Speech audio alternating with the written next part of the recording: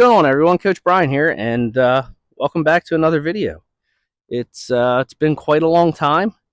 Been spending a lot of time coaching my kids in the spring, umpiring for our local little league, working, being a parent, being a father, surviving summer.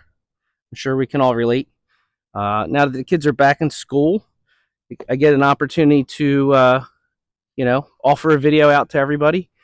So this one comes in from somebody I know, and they had asked me, listen, my kid keeps dropping their hands in their swing. They're underneath everything. What can I do to fix that? All right.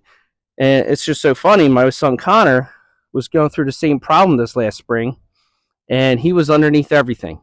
And for the life of me, I felt horrible for him struggling, and it took me a while to figure out a solution. And so I came up with two ideas. The second one worked for him. The first one might work for you, but here's two solutions, two possible solutions for preventing your child from dropping their hands in their load and swinging up on the ball and underneath.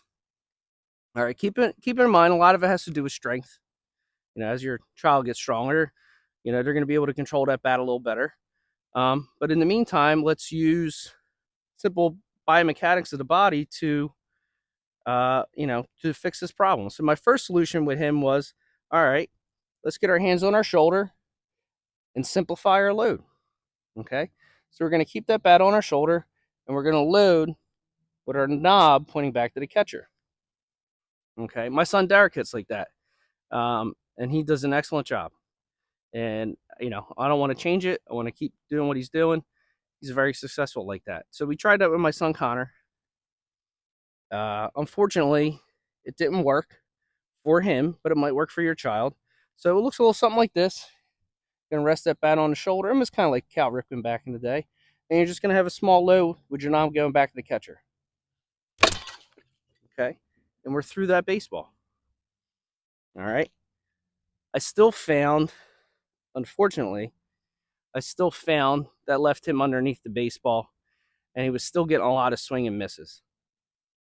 So we went back to the drawing board, and we give a lot of credit to my son Connor. He didn't give up. He stuck with it. He listened to me. As a child to their father, that's not always the case.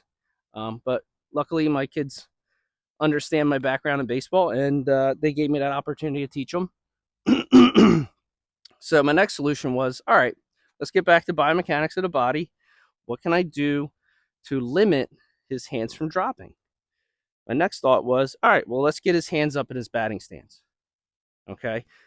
So what that did is as the pitch coming to the plate, all right, with his hands up high in his stance, up around his head, all right, he doesn't have a chance to drop his hands in order to hit that baseball. So if he sees that baseball coming and his hands start to drop, well, guess what?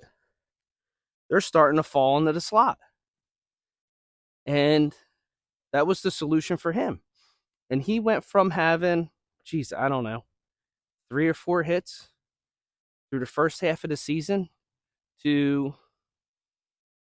being third or fourth in our team in hits and hitting with some authority, driving some balls in the outfield, and gaining a lot of confidence. Because as we all know, baseball is a game of confidence. All right.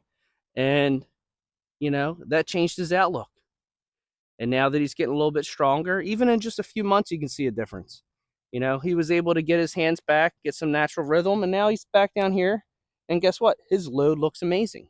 Just a simple solution by raising your hands. Just something silly like that. So it would look a little bit like this. For a while when I was younger, I like to hit my hands high too. It's a good way to hit. You see a lot of big leaguers do it. So you're here, got your hands up high, whatever load's good. Now you're on top of the baseball. It's easier to get on top of the baseball when your hands are higher. It's just simple biomechanics of the body, and a lot of that is, I wouldn't say common sense. It's just understanding how the body works. All right, it's using your thoughts and ideas to solve a problem, and that's what baseball is. It's solving a bunch of problems. And that works for him. And I hope this works for your child that maybe suffers from the same problem of dropping their hands, maybe losing a little bit of hope with their swing. Try that. And again, I appreciate that question. That was a great question. And I hope I have an answer for you or any other parent out there that follows this video. And again, please reach out to me with your ideas. I'm always, looking for content to create. I got a few things, that I'd like to do to maybe get away from hitting, do some base running, some fielding ideas. I wasn't much of a pitcher, so I probably won't be going into that. But maybe some basic throw mechanics, which I kind of presented earlier in the year.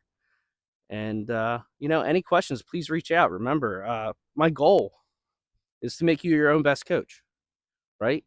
Because nobody knows your swing better than yourself. And when you're struggling, you're going to have to understand how to get yourself out of that funk.